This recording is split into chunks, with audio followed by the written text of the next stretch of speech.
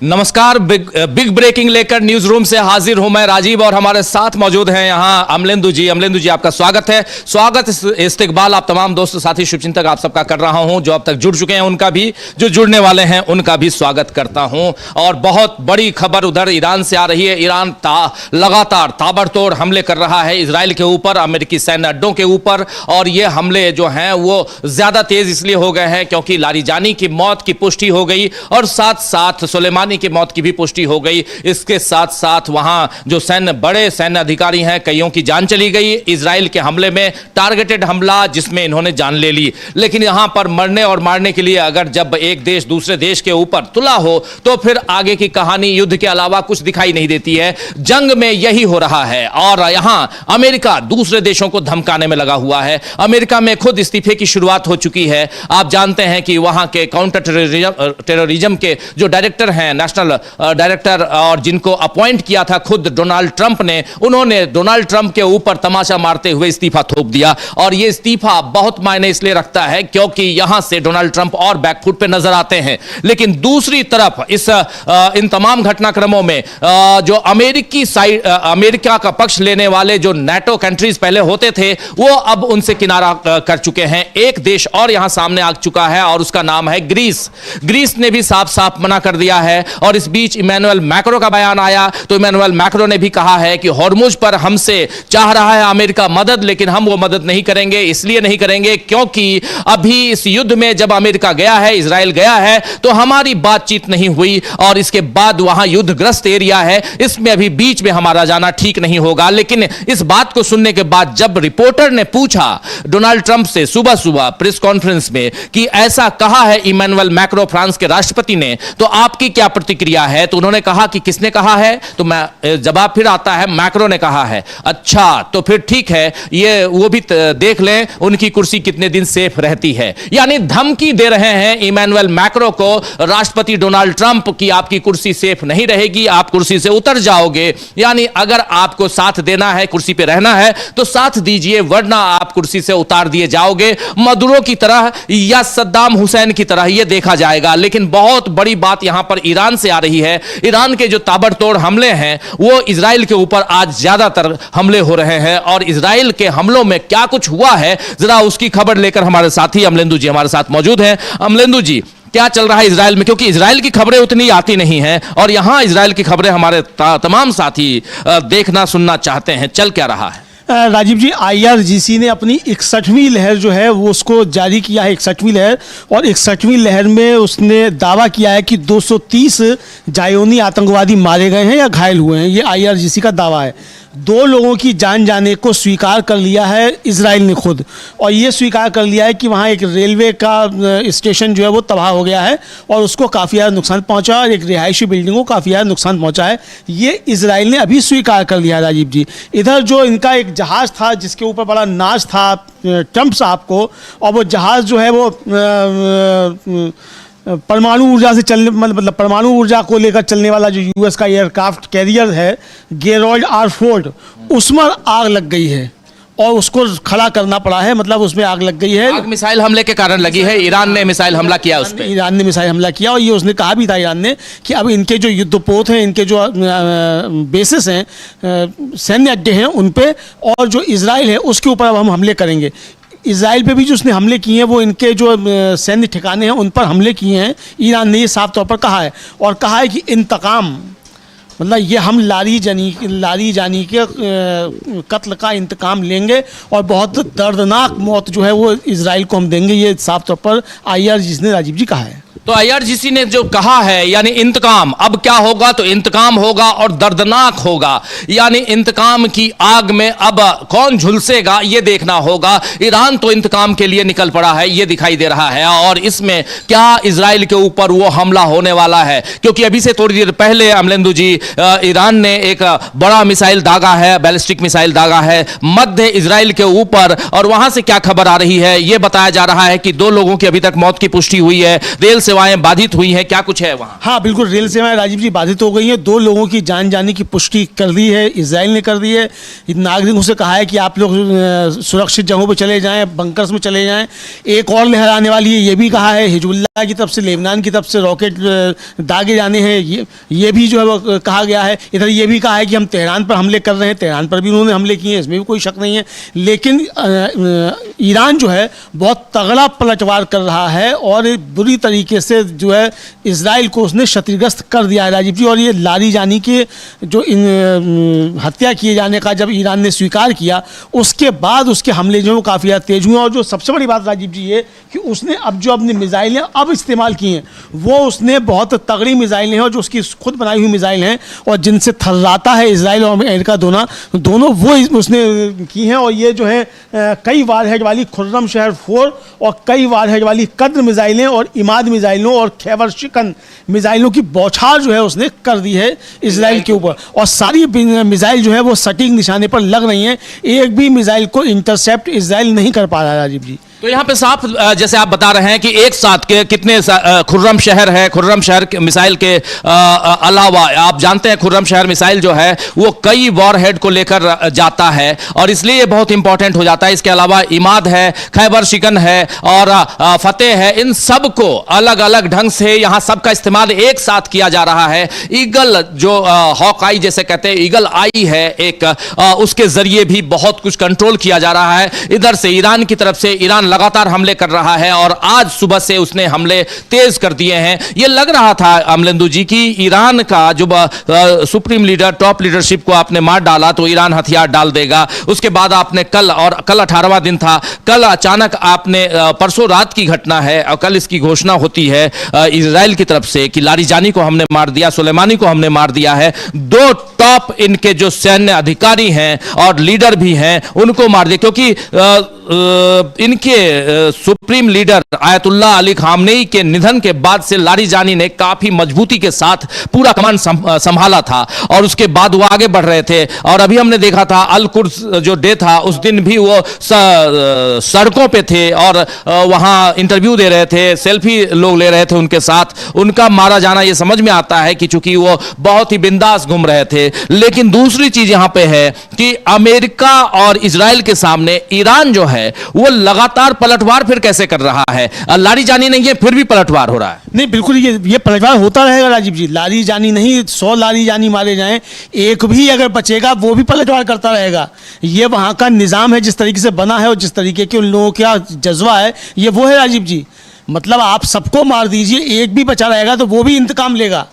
तो ये वहाँ का है और इसी जज्बे के साथ काम कर रहा है। अभी अब्बास अराक्ची जो है वहाँ के विदेश मंत्री ईरान के, उनका अल जजीरा के साथ एक लंबा इंटरव्यू जो अभी प्रकाशित हुआ है थोड़ी देर पहले ही, और उसमें वो साफ तौर पे कह रहे हैं कि किसी एक व्यक्ति के मारे जाने से निज़ाम पर कोई अंतर नहीं पड़ता है। एक व्यक्ति मारा गया तो दूसरा उसके लिए तैयार है। हमारी व्यवस्था ही इस तरीके की है कि यहाँ इस पर कोई असर नहीं पड़ेगा और आप हमारा कुछ नहीं बिगाड़ पाएंगे। हम आखिरी दम तक आपसे लड़ेंगे, एक भी आदमी बचेगा तो वो भी आपसे लड़ता रहेगा। तो यानी आप हमको मार सकते हैं, आप हमको जीत नहीं सकते हैं, लेकिन हम जब बदला लेंगे तो आप जो है वो रोएंगे बुरी तरीके से। ये साफ तौर पर समझ में आ रहा है। 200 सैनिक जो हैं अमेरिका के घायल हुए, ये तो खुद यूएस सेंट्रल कमांड उसने स्वीकार कर लिया राजीव जी कि 200 सैनिक उसके घायल हुए हैं। अब ये जो गेरार्ड 4 जो युद्धपोत कैरियर है इनका अमेरिका का, जिसमें आग लगी है ईरान के मिसाइल से, इसको खुद यूएस सेंट्रल कमांड ने स्वीकार किया है कि ये इसको नुकसान हुआ है और इस पर आग लग गई है, इसको रोका गया है। तो ये आप खुद स्वीकार कर रहे हैं। अगर आपने भाई अब जैसे खबर आई कि रात में जो है अमेरिका ने लगभग 5000 टन जो है बारूद वो हॉर्मुज स्ट्रेट पर दागा, उसके बाद भी आप वहाँ से नहीं निकल पा रहे हैं। अगर आपने 5000 टन दागा और उसके बाद उसने ईरान ने हमला किया आपके युद्धपोत कैरियर पर, तो आप समझ सकते हैं 5000 टन नहीं है, 5000 पाउंड है, मतलब लगभग 2200 किलोग्राम होता है। 2200 किलोग्राम तो वो आप डाला है। तो इसके बाद भी अगर आप वहाँ से नहीं निकल पा रहे हैं, आप उसको मुक्त नहीं करा पा रहे हैं, तो ये आपकी एक तरीके से हार को ही दर्शाता है कि आपके इस हमले के बाद उसने आपके ऊपर फिर हमला कर दिया, आपके युद्धपोत कैरियर पर ही हमला कर दिया। तो ये ईरान बहुत मजबूती के साथ हमले कर रहा है और जो वहाँ के तमाम जनरल्स हैं वो साफ तौर पर कह रहे हैं कि हमारा मिसाइल कार्यक्रम हमारा देसी कार्यक्रम है और हमने इसके बनाने की क्षमता बढ़ा ली है। हमारा 10 साल तक मिसाइल से हमले करने का पूरा हमारा ज़ख़ीरा मौजूद है और हम इससे हमले करते रहेंगे और आपको इसकी था नहीं मिल सकती है। ये वो साफ तौर पर कह रहे हो, करके भी दिखा रहे हैं। राजीव जी कह ही नहीं रहे, जो वो कहते हैं उसको करके दिखाते हैं, ये सबसे बड़ी बात है। जी, सबसे बड़ी बात यही है कि जो कहता है ईरान वो करके दिखाता है। ईरान जो है वो लगातार निशाना बना रहा है अमेरिका और इजराइल के ठिकानों पे। अरागची का बयान बहुत मायने रखता है। अरागची जो है सैयद अब्बास अरागची विदेश मंत्री हैं ईरान के, और उनसे ही हिंदुस्तान के भी काउंटर पार्ट उनके विदेश मंत्री डॉक्टर एस जयशंकर ने बातचीत की थी और हॉर्मुज को खोलने के लिए बातचीत हुई थी। लेकिन इन सब के बीच जो खबर है वो बहुत महत्वपूर्ण खबर आती है कि ईरान के टॉप लीडर्स जो है वो वहां मारे जाते हैं। और ईरान जब शांति वार्ता की ओर बढ़ रहा था उस समय यहां कहीं ना कहीं दिखाई देता है कि ईरान जो है वो उसके ऊपर हमला होता है। लेकिन अब यहां से इस जंग में क्या दिखाई देता है? राजीव जी, इस जंग में दिखाई ये देता है कि इसमें नेतन्याहू जो है वो ट्रंप के साथ धोखा कर रहा है, ये समझ में आ रहा है और ट्रंप की पीठ में छुरा घोंप रहा है। चूंकि जो CNN है राजीव जी, उसके साथ न्यूयॉर्क टाइम्स के पूर्व संवाददाता हैं जो तेहरान में रहे थे, उनका एक इंटरव्यू भी थोड़ी देर पहले आया है और उसमें उनका कहना है साफ तौर पर कि लारीजानी ही वो व्यक्ति थे जिनके ज़रिए अमेरिका नेगोशिएशन की टेबल पर आ सकता था और आपने उनको ही ख़त्म करके, यानी अब वहाँ अब जो लीडरशिप आएगी लारीजानी के बाद वो और ज़्यादा रेडिकल होगी और ज़्यादा वो ईरानी मतलब जो है इंतकाम के साथ आएगी और घोर अमेरिका विरोधी होगी और उसके हमले और ज़्यादा ताकतवर होंगे। तो यानी नेतन्याहू ये कर रहा है कि किसी भी तरीके से ट्रंप जो है वो इस युद्ध से निकलने ना पाए, इसकी तरफ बढ़ रहा है। चूँकि ट्रंप ने कल ही हम लोगों ने राजीव जी जिस तरीके सुनवाया था कि भाई बड़ा IQ वाले लोग हैं, इन्होंने जिस तरीके से हमले किए हैं, एक साथ सब जगह हमले कर रहे हैं, तो इसका मतलब ट्रंप जो थे वो बैक हो रहे। तो जैसे ही लगा इजराइल को कि ट्रंप बैक हो रहे हैं, उसने अली लारीजानी को निशाना बनाकर ये किया। तो ये साफ तौर पर समझा जा सकता है कि इसमें अब जो है वो बैक फुट पर लाने की कोशिश, मतलब ट्रंप निकलने ना पाए इस युद्ध से, ये पूरी रणनीति नेतन्याहू की दिखाई पड़ती है। लेकिन नेतन्याहू कब तक बचे रहेंगे ये भी, अब जैसे 100 ठिकानों पर हमला किया है IRGC ने आज ही, और ये दावे के साथ कहा है कि हमने 100 ठिकानों पर इजराइल के जो सैन्य प्रतिष्ठान हैं उन पर हमले किए हैं और इजराइल स्वीकार भी कर रहा है कि ईरान ने किए हैं और ये कह रहा है कि क्लस्टर बम से हमले किए हैं। अब राजीव जी, अगर क्लस्टर बम से हमला होगा तो ऐसा नहीं है कि एक बिल्डिंग पर हमला हो और आप बता रहे हैं कि 100 गाड़ियाँ जो हैं क्षतिग्रस्त हो गई और जान जाए सिर्फ 2 ही लोगों की, ऐसा तो नहीं हो सकता है। जो विजुअल्स जारी कर रहे हैं 100 गाड़ियों में तो आग लगती आप दिखा रहे हैं, 1 किलोमीटर तक सड़क जो है ध्वस्त आप दिखा रहे हैं, ये आप ही के विजुअल्स हैं इजराइल द्वारा जारी किए हुए। तो 1 किलोमीटर तक अगर सड़क ध्वस्त हो गई है, 100 गाड़ियों में अगर आग लग गई है, तो ऐसा तो नहीं कि 2 आदमी 2 की ही जान गई होगी। तो वहाँ किस तरीके से चीज़ें छिपाई जा रही हैं राजीव जी, असल में देखिए ये सूचनाओं का युद्ध भी है। युद्ध जो है 2 स्तर पर लड़ा जाता है, एक सेना के मोर्चे पर, दूसरा सूचनाओं के स्तर पर। तो सूचनाओं के स्तर पर इजराइल जो युद्ध लड़ रहा है वो बहुत एक तरीके से कहा जाए कि सूचनाओं को दबा कर युद्ध लड़ रहा है ताकि उसकी सूचनाएं बाहर नहीं आने पाएँ। लेकिन ईरान जो युद्ध लड़ रहा है वो सूचनाओं के स्तर पर भी खुले तौर पर लड़ रहा है। अपना नुकसान होता है तो बताता है कि हमारा ये नुकसान हुआ, और दूसरे का नुकसान करता है तो बताता है कि नुकसान किया। नुकसान करने से पहले बताता है हमने ये हमले किए, और होने के बाद बताता है कि हमने इस हमलों में इतना हमने नुकसान किया, हमारे ऊपर ये हमले हुए, हमारा ये नुकसान हुआ। ईरान ने नहीं छुपाया कि उसके लगभग 3300 नागरिकों की जान गई है। उसने कहा हमारे 3300 नागरिकों की जान गई है। 50 यूनेस्को संरक्षित जो बिल्डिंग्स हैं उन पर उनको ध्वस्त कर दिया है इजराइल ने, ये उसने स्वीकार किया। लेकिन इजराइल इनको स्वीकार करने को तैयार नहीं है। अब जाकर स्वीकार करना धीरे धीरे शुरू किया है, वो भी बताना कि 1 बिल्डिंग या 2 बिल्डिंग ध्वस्त हुई है। तो ये दोनों में एक तरीके का अंतर राजीव जी दिखाई पड़ता है। कई सारे विजुअल्स ईरान ने जारी किए हैं। ईरान ने इजराइल के ऊपर जबरदस्त हमला किया है, मिसाइल हमला किया है, और अलग अलग मिसाइल जो दागे हैं उसके विजुअल्स उसने वीडियो जारी किए हैं ईरान ने अभी से थोड़ी देर पहले, ये बताते हुए कि देखो हमने इजराइल के ऊपर क्या किया है। फोटोग्राफ्स इजराइल के, विजुअल्स जो मिसाइल खुर्रम शहर खासकर इसमें मुख्य रूप से है और जिसका इस्तेमाल अभी कर रहा है, बैलिस्टिक मिसाइल है जिसका इस्तेमाल ईरान कर रहा है इजराइल के ऊपर हमले में, और वहां कई नागरिक हताहत होने की खबर बताई जा रही है। इजराइल से खबर आ रही है ईरान ने सऊदी अरब पे भी बहुत बड़ा हमला किया है। सऊदी अरब के जो बेस है वहां पे अमेरिकी बेस, उस पर इसने हमला किया है ईरान ने।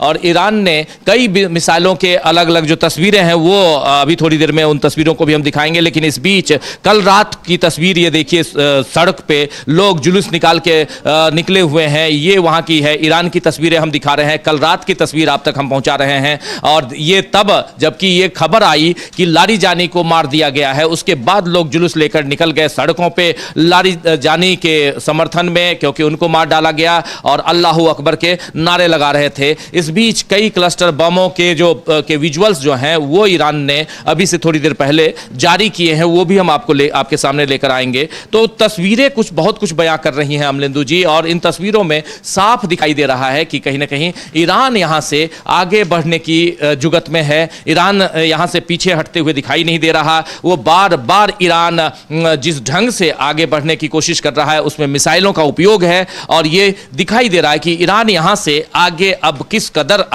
किस दिशा में जाएगा, उसकी एक तस्वीर साफ यहां पे दिखाई दे रही है। बिल्कुल राजीव जी, और उसने अपने हमलों का दायरा भी बढ़ा दिया है। अभी तक जॉर्डन जो था वो हमले के निशानों पे नहीं था, अब उसने जॉर्डन को भी जो है जारी कर दिया है। उसको धमकी भी दी है। हाँ, धमकी दी, और उनके नागरिकों से कहा है साफ तौर पर कि आप लोग जो हवाई क्षेत्र हैं, जो हवाई अड्डे हैं, उनसे जो सैन्य अड्डे हैं, उनसे आप लोग दूर चले जाइए। अरबी में और फारसी में दोनों में वीडियो जारी करके ये जो है वहाँ के सैन्य कमांडर जो है अल नबिया हेडक्वार्टर जो उसके, उन्होंने साफ तौर पर कहा है कि भाई आप जो है हवाई क्षेत्र का या ज़मीन का इस्तेमाल ईरान के खिलाफ हमलों के लिए ना होने दें, और अपने जो सैन्य अड्डे हैं उनसे आप दूर चले जाइए। ये साफ तौर पर उसने चेतावनी जारी कर दी, यानी कि अब जॉर्डन पर भी अब हमला करेगा, ये उसने एक तरीके से साफ तौर पर बता दिया है। तो ये राजीव जी एक बड़ी इस समय खबर है। इधर जो अली लारीजानी है, उन्होंने अल जजीरा के साथ जो राजीव जी कहा, उन्होंने बहुत महत्वपूर्ण बात कही। उन्होंने कहा कि जो अमेरिकी इजरायली आक्रमण के बावजूद जो ईरानी व्यवस्था है वो कायम रहेगी, क्योंकि गणराज्य ईरान में एक मजबूत राजनीतिक संरचना है जिसमें स्थापित राजनीतिक, आर्थिक और सामाजिक संस्थाएं हैं।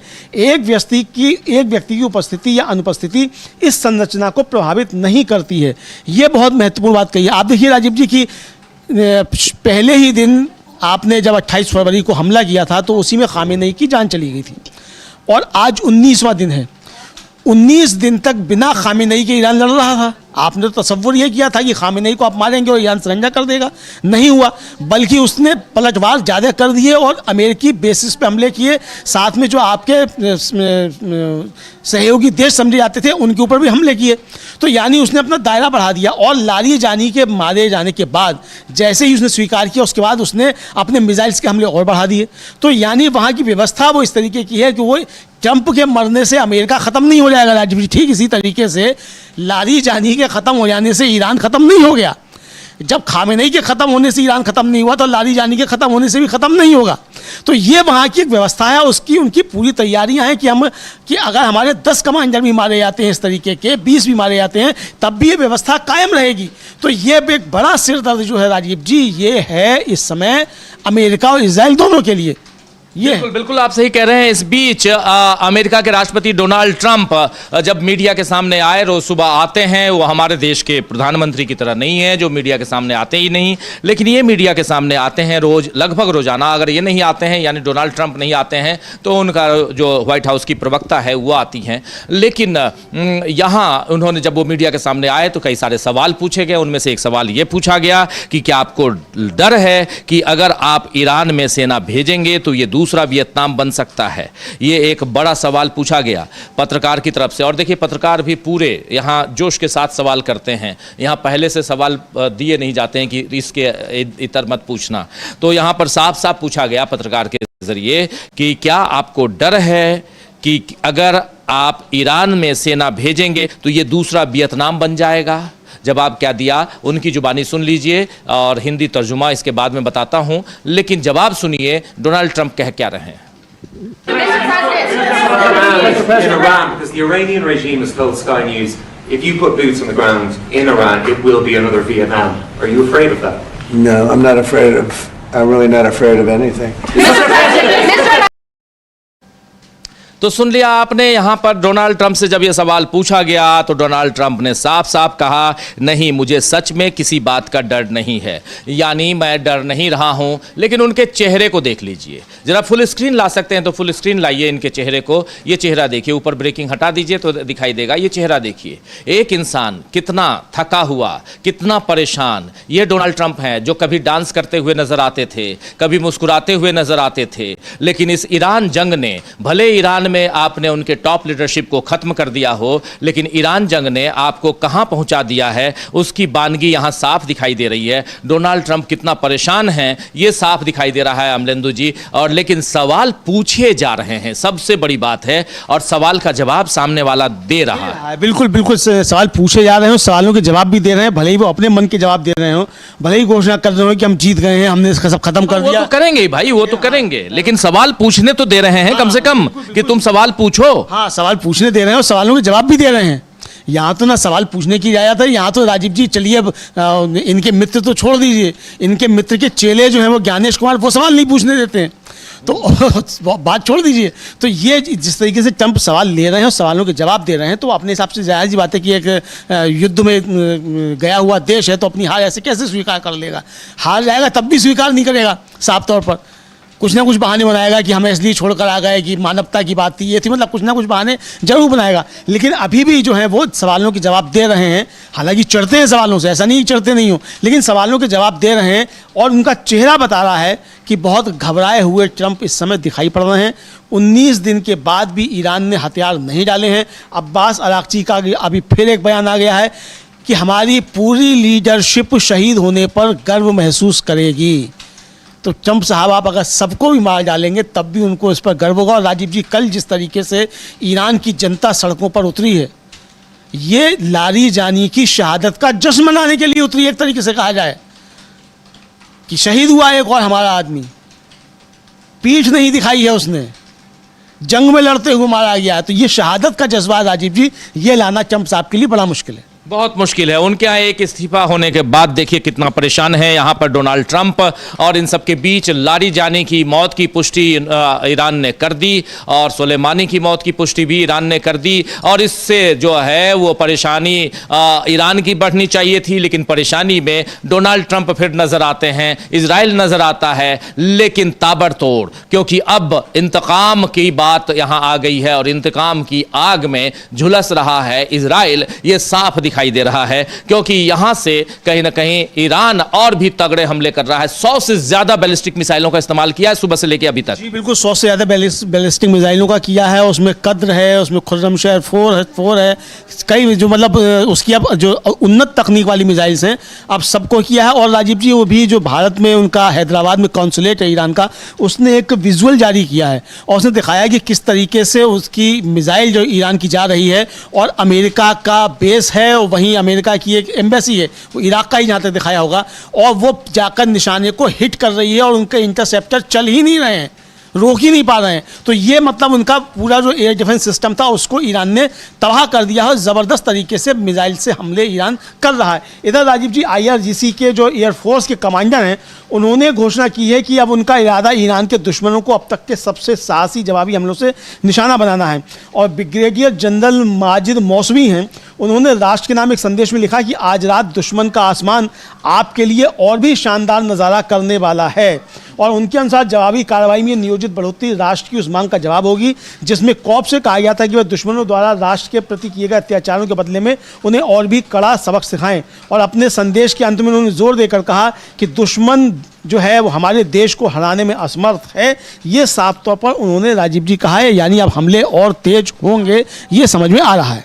जी, हमले और तेज होंगे, ये साफ समझ में आ रहा है। और इन सब के बीच आप जानिए, यहाँ समझिए कि परेशानियां कैसे यहाँ बढ़ाने की कोशिश में ईरान है। ईरान मैं बार बार ये बात कह रहा हूं कि ईरान की टॉप लीडरशिप यहां खत्म हो चुकी है, लेकिन उसके बाद भी ईरान ने अपना जो मोज़ैक डिफेंस सिस्टम जो यहां बना रखा है, उस डिफेंस सिस्टम के कारण ईरान काफ़ी आगे यहां नज़र आता है। और डोनाल्ड ट्रंप जो जिनकी एक अलग बादशाहत दिखाई देती थी दुनिया भर में, उस टॉप लीडरशिप यानी वर्ल्ड ऑर्डर को अब हम चेंज होते हुए देखेंगे। इस वर्ल्ड ऑर्डर में अमेरिका कहां रहेगा और भारत कहां रहेगा? भारत की बात तो अभी करना बेमानी है, लेकिन फिर भी भारत का जिक्र यहां पर ले आते हैं, क्योंकि भारत, इंडिया कहां रहेगा इसके बाद। क्योंकि अभी संसद में आप लोगों ने देखा कि अगर कोई भी ईरान का नाम ले रहा है विपक्ष का नेता, तो हूटिंग होने लग रही है सत्ता पक्ष की तरफ से, इजराइल जिंदाबाद के नारे लग रहे हैं। अगर तो ये कौन से किस देश में हम आ गए हैं जहां ईरान के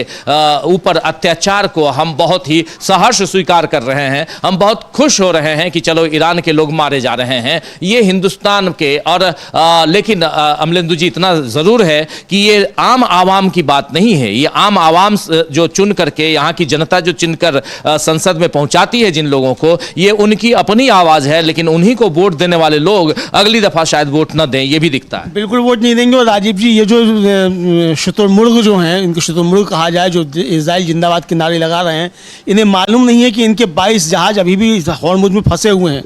और अगर आपके इजराइल जिंदाबाद के नारों का उधर से जवाब मिलना शुरू हो गया तो कहाँ लेकर घूमेंगे ये थैलियाँ अपनी, ये अभी समझ में नहीं आ रहा है।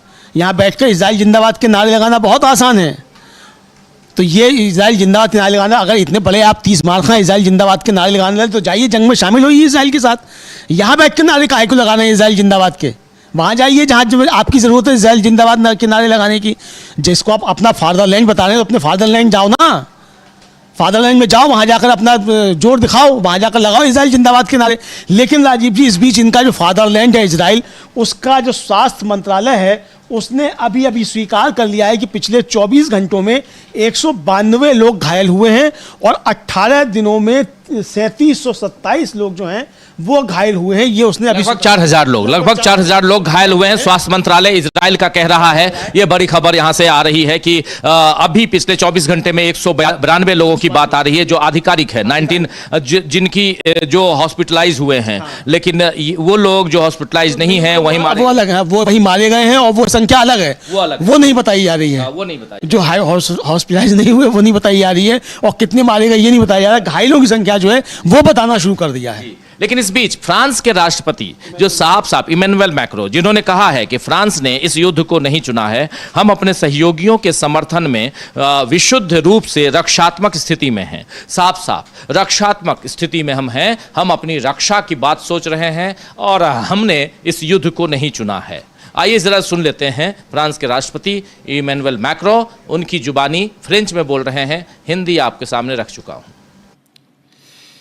Ce Conseil de défense, comme les précédents, vise donc à faire le point sur l'ensemble des dossiers et la situation au Moyen-Orient et à examiner les conséquences des opérations militaires conduites par les États-Unis d'Amérique et Israël dans la région et à la riposte massive que l'Iran a décidée et qui touche nombre des pays de la région. Je le redis ici, la France n'a pas choisi cette guerre, nous ne prenons pas part. Et nous avons une position purement défensive, en protection de nos ressortissants, en soutien तो macro साहब सुन रहे थे, साफ कह रहे हैं macro, Emmanuel Macron, कि France ने इस युद्ध को नहीं चुना है, ईरान में युद्ध थोपा गया और इस युद्ध में हमारी कोई भागीदारी नहीं है और हम अपनी रक्षात्मक भूमिका में रहेंगे, हमारी स्थिति जो है यहाँ रक्षात्मक ही है। ये कह रहे हैं इमैनुअल मैक्रो अपनी बात रखते हुए, यानी साफ डोनाल्ड ट्रंप के प्रस्ताव को ठुकराते हुए। लेकिन इस बीच एक पत्रकार ने पूछा जब ट्रंप से कि ईरान के पास न्यूक्लियर वेपन है क्या, यानी परमाणु हथियार हैं उनके पास, ईरान के पास, जो कि आपने परमाणु हथियार कहते हुए उनके ऊपर हमला बोला है, तो डोनाल्ड ट्रंप ने कहा कि नहीं, ऐसा नहीं हो सकता है। और जरा उनकी जुबानी सुनते हैं, हिंदी तर्जुमा आप तक रखूंगा मैं, और डोनाल्ड ट्रंप यहां पे साफ नकारते हुए सुनिए। We helped with Ukraine. Yes.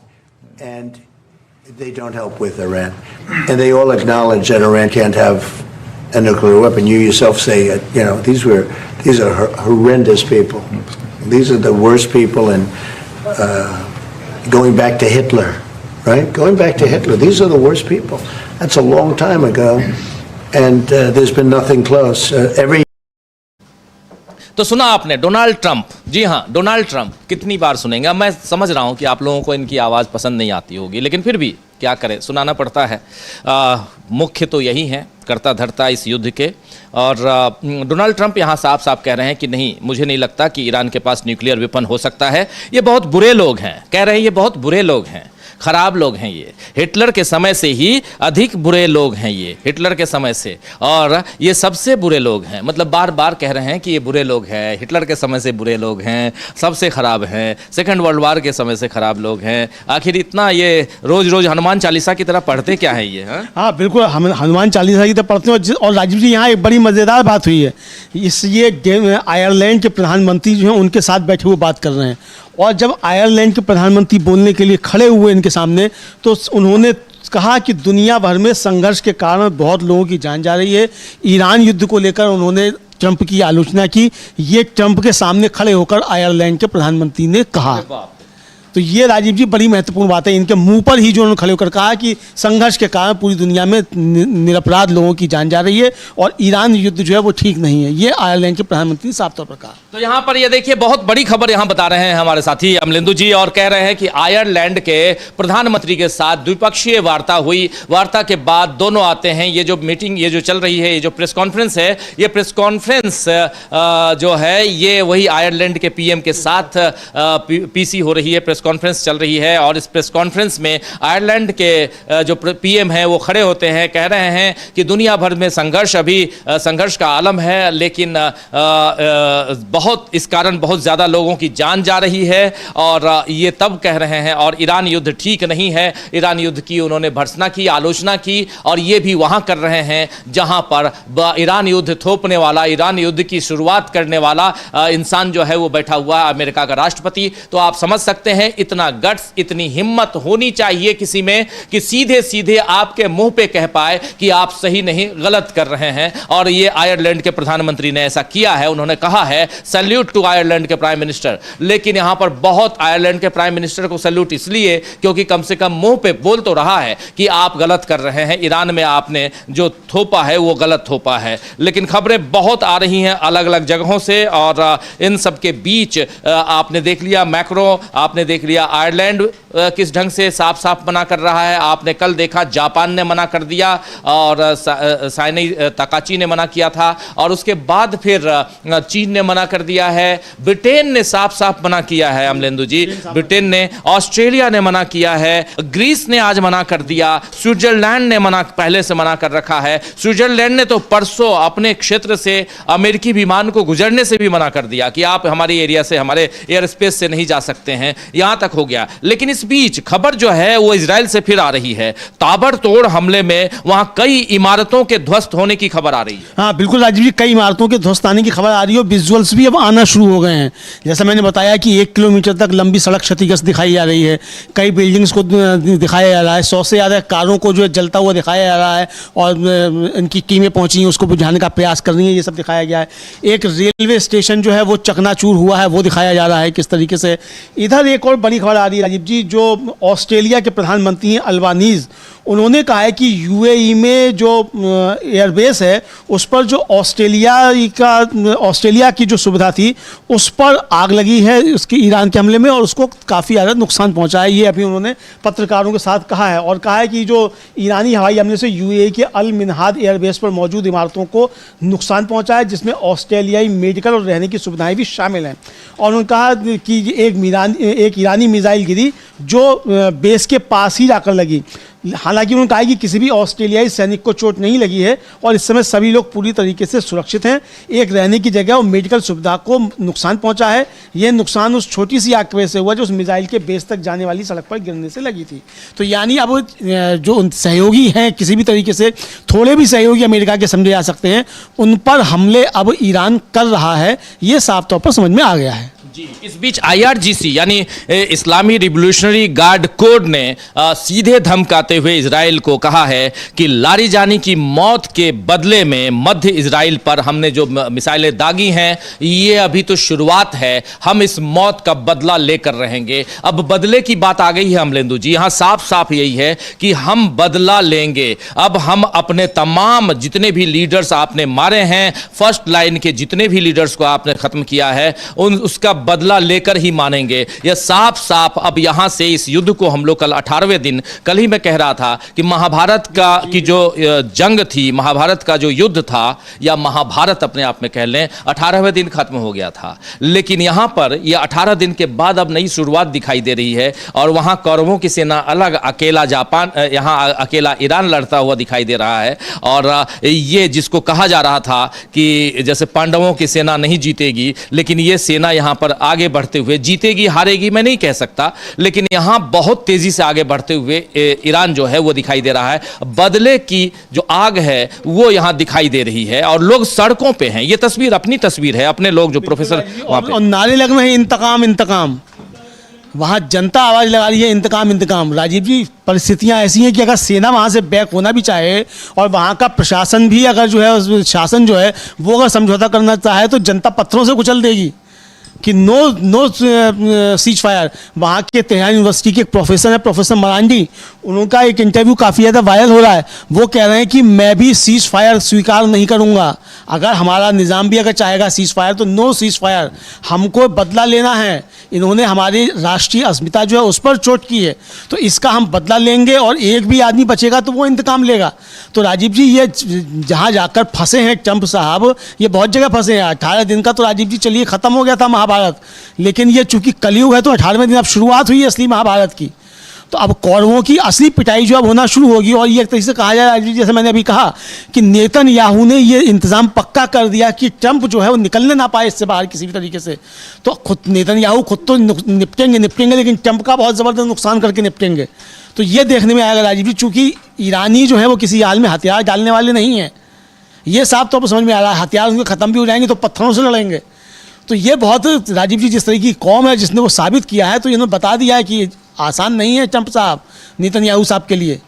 तो ये बहुत मुश्किल चीज़ जाकर उलझ गए हैं ट्रंप, ये समझ में आ रहा है राजीव जी। जी, ये साफ समझ में आ रहा है कि कहीं ना कहीं ट्रंप साहब जो हैं और नेतन्याहू दोनों उलझे हुए हैं। नेतन्याहू ने उलझा दिया है ट्रंप को। और ये समझ में, ये बात आपको समझ में आती है क्या अमलेंदु जी, कि आखिर डोनाल्ड ट्रंप, इतना बड़ा देश अमेरिका, इतने पैसे वाला, इतना अमीर देश अमेरिका, डील करने वाला वहाँ का राष्ट्रपति, वो इजराइल से क्या डील की होगी उसने कि इजराइल के कहने पे वो बम्बार्डिंग कर रहा है, इजराइल को अपने तमाम हथियार दे रहा है? आखिर कौन सी डीलिंग है वहाँ पे?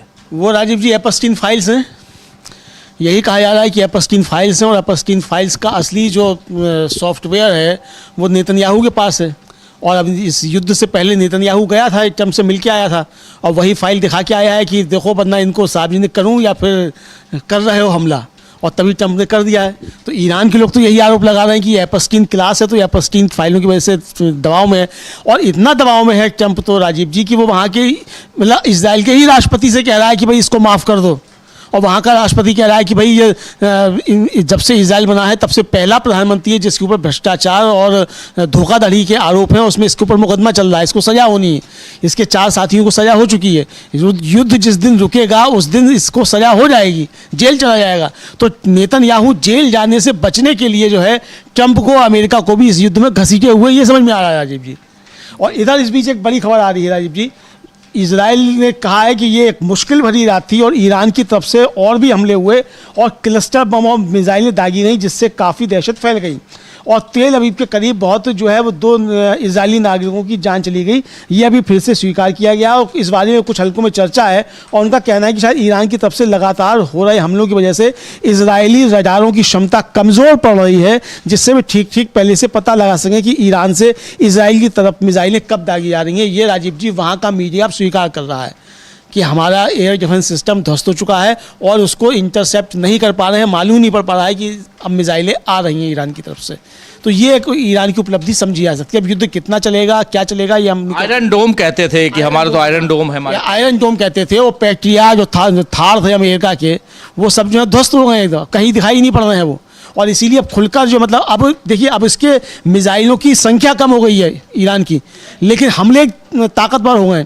और वो इसीलिए हुए कि पहले उसने छोटी मिसाइल से, छोटे ड्रोन से उसने हमले किए और इनको नष्ट कर दिया, पूरा इंटरसेप्टर्स को पूरी तरीके से नष्ट कर दिया। और उसके बाद अब वो आराम से घूम रहा, विजुअल जारी करता है कि देखो हमने हमला किया, हमारी मिसाइल ये जा रही है और इनके सैन्य अड्डे पर जा रही हो, ये नहीं रोक पा रहे हैं। वो विजुअल भी जारी करता है ईरान। तो ये मतलब एक तरह से राजीव जो मानसिक युद्ध है, उस मानसिक युद्ध में भी ईरान जो है वो इजराइल के ऊपर, अमेरिका के ऊपर हावी होता हुआ नजर आ रहा है।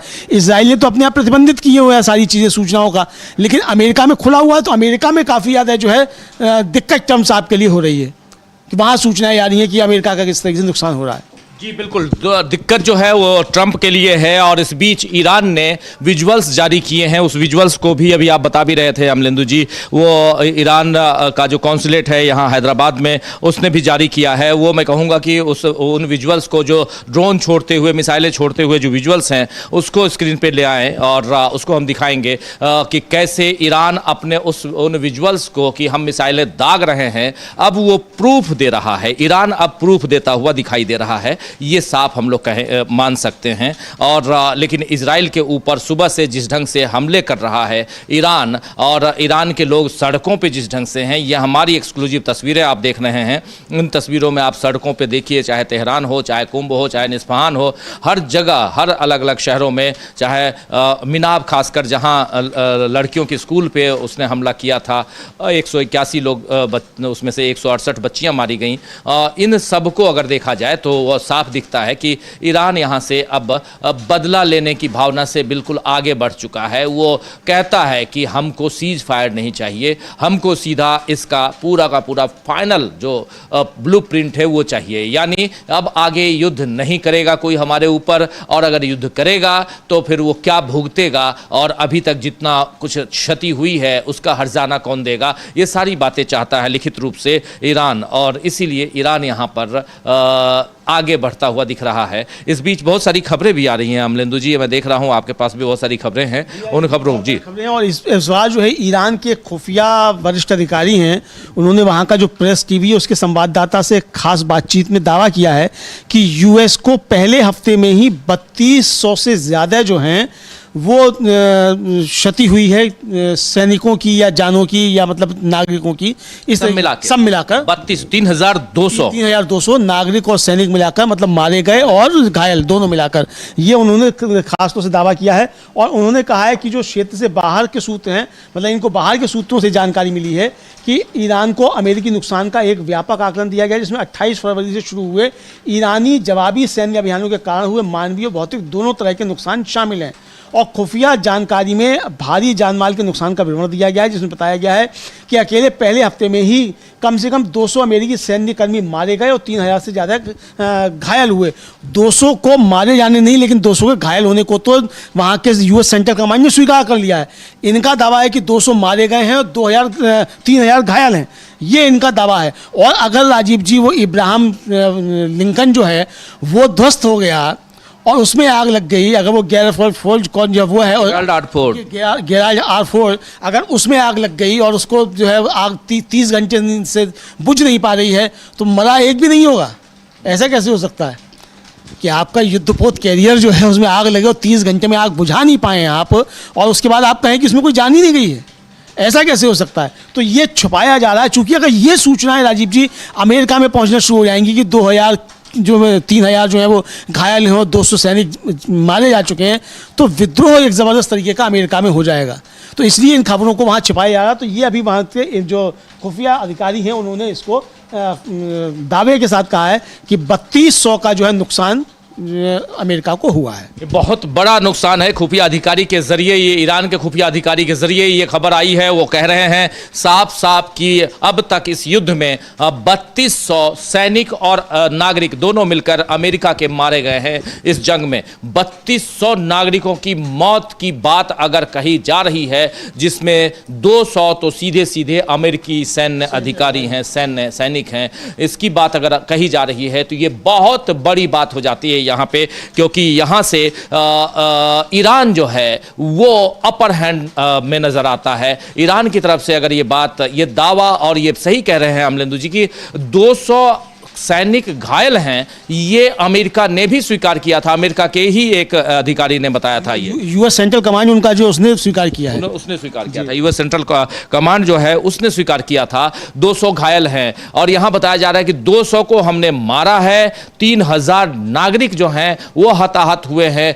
3200 के हताहत होने की बात, इसका मतलब है कि जो डोनाल्ड ट्रंप का चेहरा दिखाई देता है यहाँ, बिल्कुल सिकुड़ा हुआ, परेशान और बिल्कुल अजीब तरह का चेहरा, डांस करने वाला आदमी जो है वो आज इस ढंग से दिखाई दे रहा है। तो इसका मतलब है कि कहीं ना कहीं बहुत गहरी चोट लगी है, मार गहरी पड़ी है, ये दिखाई दे रहा है। और इसीलिए यहां से डोनाल्ड ट्रंप कहीं भी पीछे हटने की कोशिश कर रहे हैं, लेकिन कहां तक पीछे जाएंगे इसका अभी जिक्र नहीं आ रहा है। तो डोनाल्ड ट्रंप की रणनीति क्या थी और क्यों यहां पर डोनाल्ड ट्रंप की एक रणनीति तो साफ दिखाई देती है अमलेंदु जी, कि वो चाहते थे कि किसी भी ढंग से इस पूरे युद्ध में वहाँ के सुप्रीम लीडर को मार डालो, पहली पंक्ति के लोगों को मार डालो और उसके बाद हम यहाँ से आगे बढ़ जाएं। हाँ, यही उनकी प्लानिंग थी और ये कहा भी था उन्होंने कि एक तो जो पिछला जो हुआ था 12 दिन का, उसमें उन्होंने कहा था कि हमको मालूम है खामनेई कहाँ है, हम जब चाहे तब वहाँ उनको जाकर मार सकते हैं, अभी हम मारना नहीं चाहते। ये ट्रम्प के ही बयान थे। और उसके बाद फिर उन्होंने कहा कि जब भाई ईरानी लोगों आ जाओ, हम जो इनको मार देंगे और तुम सड़कों पर आओ, हम आ रहे हैं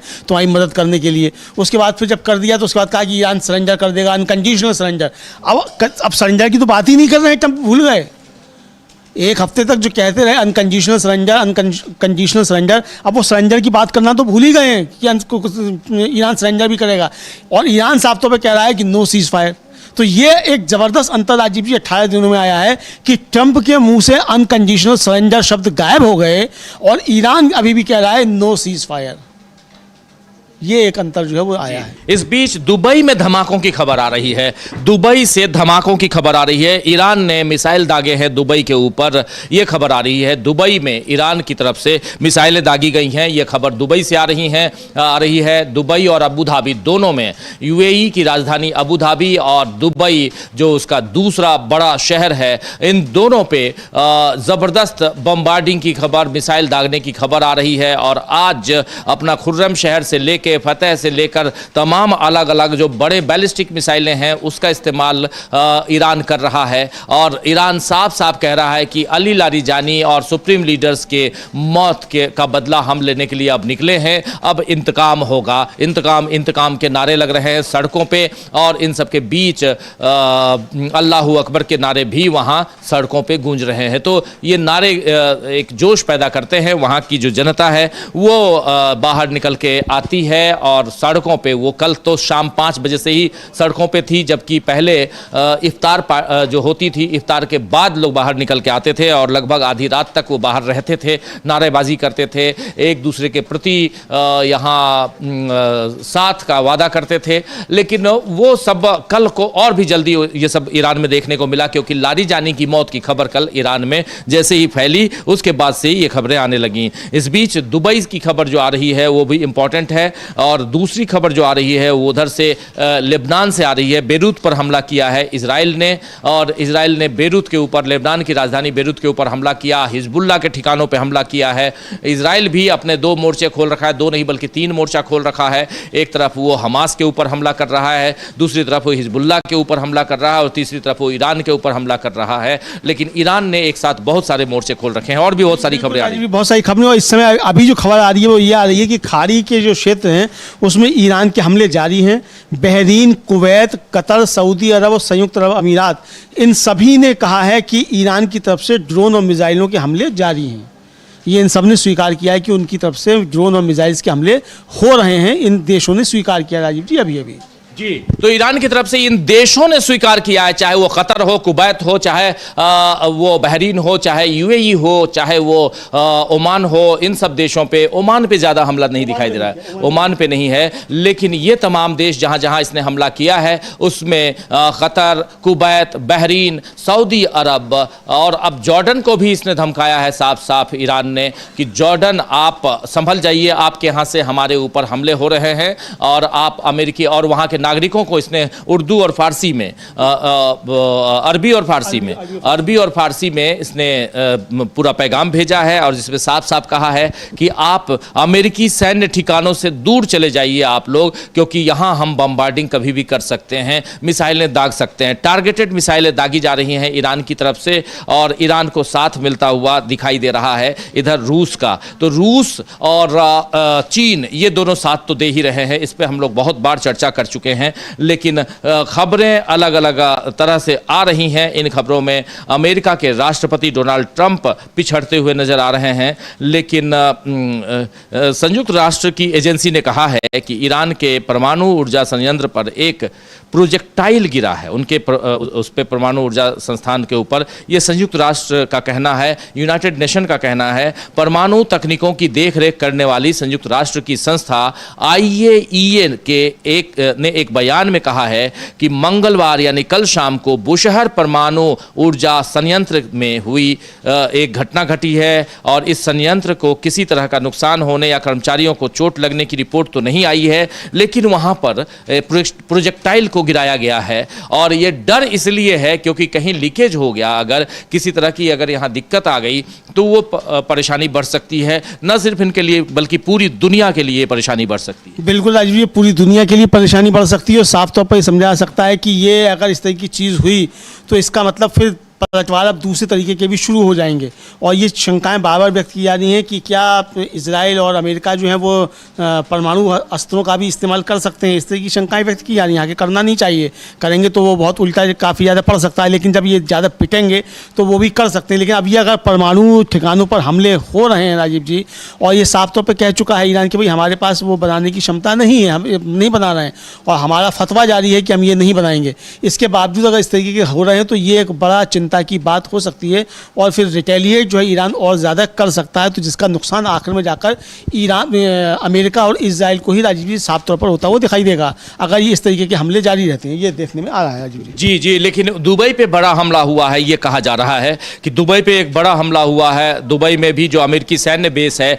और ईरान बार बार कह रहा है कि वहाँ के जो सिविलियंस हैं, वहाँ के जो नागरिक हैं, उनको कहा जा रहा है, आम जनता को, कि आप वहाँ से जो अमेरिकी सैन्य अड्डे हैं उससे दूर चले जाइए, हम वहाँ पे हमला करेंगे। और दुबई के हमले की खबर अभी बार बार आ रही है। दुबई है और सऊदी अरब है, कतर है, बहरीन है, इन सब पे लगातार, और ये सारे देश एक साथ भी बता रहे हैं कि हाँ हमारे ऊपर हमला किया गया है। तो ये हमले बहुत महत्वपूर्ण इसलिए हो जाते हैं क्योंकि यहाँ पर तस्वीर ईरान की नजर आती है कि ईरान एक साथ कई देशों के साथ और कई देशों में अमेरिकी सैन्य अड्डों पे, अमेरिका ने भी बहुत प्लान्ड वे में काम किया है, उसने बहुत कायदे से ईरान को घेर रखा है, लेकिन ईरान यहां से पीछे हटने को तैयार नहीं है। ईरान न सिर्फ, और उसके बाद इजराइल का साथ देता हुआ जो ईरान नजर आ रहा है वो भी दिखाई दे रहा है। तो इन तस्वीरों को अगर देखेंगे आप तो साफ दिखाई देता है कि ईरान जो है वो भी अपनी तैयारी जो है वो पहले से कर रखा था, और ईरान की तैयारियों में ये दिखाई दे रहा है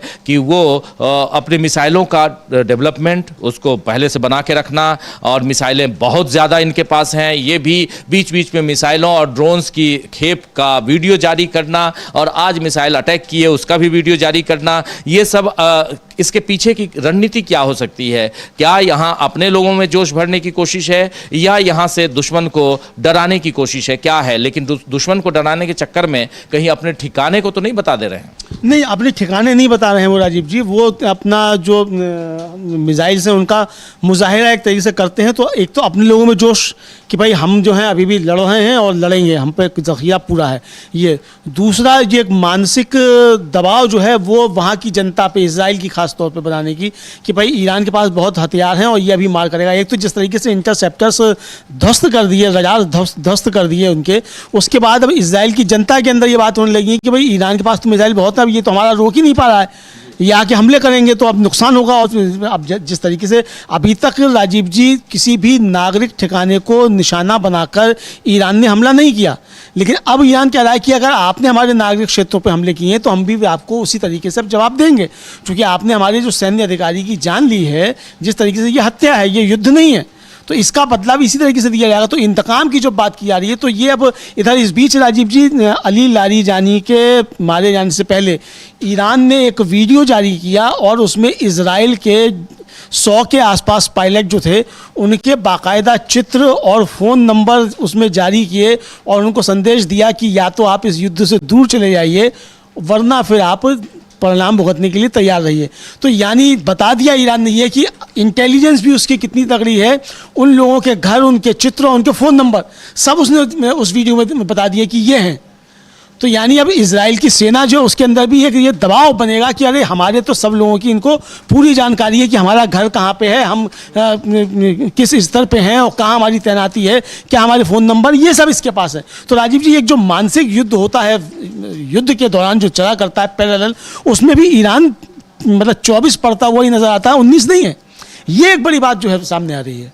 जी बिल्कुल, ईरान जो है यहाँ 24 पढ़ता हुआ नजर आता है, 19 नहीं है, ये सही बात कह रहे हैं। ईरान यहाँ मजबूती के साथ फाइट करता हुआ दिखाई दे रहा है। अलग अलग खबरें इस युद्ध से रिलेटेड हम आप तक लगातार पहुँचा रहे हैं। इधर हिंदुस्तान में भी बहुत सारी घटनाएं हो रही हैं। आज ही प्रधानमंत्री नरेंद्र मोदी ने भाषण दिया है राज्यसभा में। उस भाषण में प्रधानमंत्री ने फिर से कांग्रेस को घेरने की कोशिश की और उनके सामने वही एक टारगेट भी है। और इस बीच हिंदुस्तान में अब युद्ध के बीच, उधर जहां मिडिल ईस्ट में युद्ध है, हिंदुस्तान में सियासी जंग की शुरुआत हो चुकी है। चुनाव की घोषणा हो चुकी है। 5 राज्यों में चुनाव हैं और उसमें से भी असम और पश्चिम बंगाल बहुत ही इंपॉर्टेंट राज्य हैं। केरल, तमिलनाडु, पुदुचेरी की बात भी हम लगातार बता ही रहे हैं आपको। इन 5 राज्यों में चुनाव की घोषणा हो चुकी है। पहला मतदान 9 तारीख को होना है, 9 अप्रैल को होना है और 9 अप्रैल को 2 राज्यों में मतदान होना है। एक राज्य उसमें केरल है और दूसरा राज्य असम है। इसके अलावा जो बाकी चुनाव हैं वो 23 तारीख को 23 अप्रैल को और उसके बाद फाइनल इलेक्शन 29 को होना है, जिसमें से 23 तारीख को 23 अप्रैल उस दिन चुनाव 2 राज्यों में होंगे। 2 नहीं बल्कि 3 राज्यों में होंगे। पहले चरण का मतदान होगा, 2 चरणों में होना है। पश्चिम बंगाल में 23 तारीख और 29 तारीख खत्म। उसके बाद तमिलनाडु में 23 को और पुदुचेरी में भी 23 को, यानी इसके बाद 4 मई को एक लंबे इंतजार के बाद आपको रिजल्ट पे जाना होगा। तो ये सब कुछ और यहां ग्राउंड रिपोर्ट्स यहां की हम आप तक पहुंचाते रहेंगे। चुनाव की घोषणा के बाद से तमाम सियासी दल उधर अपने चुनाव प्रचार में लग गए हैं, ये सब भी दिख रहा है। तो चुनाव से भी रिलेटेड बहुत कुछ हम आप तक ग्राउंड जीरो से पहुंचाएंगे और इस बीच इधर युद्ध में जो चल रहा है